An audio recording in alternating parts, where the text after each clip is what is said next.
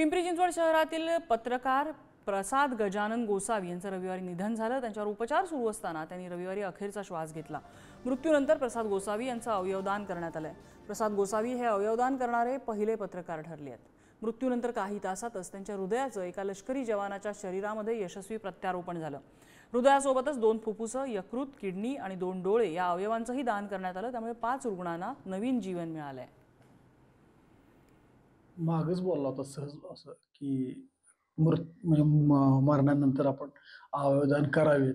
मग तो जसा मला ते शेवटची क्षण ती दिसा वाटायला लागला असं की ते काय आता खरं नाही।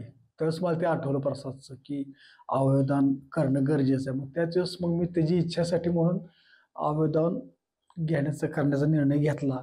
वाईट वाटलं, घरात पोकळी निर्माण झाली आमच्या, नाही असं नाही, परंतु हा पण आनंद आहे की त्याच्यामुळे काही 5 लोकांना जीवदान भेटलं।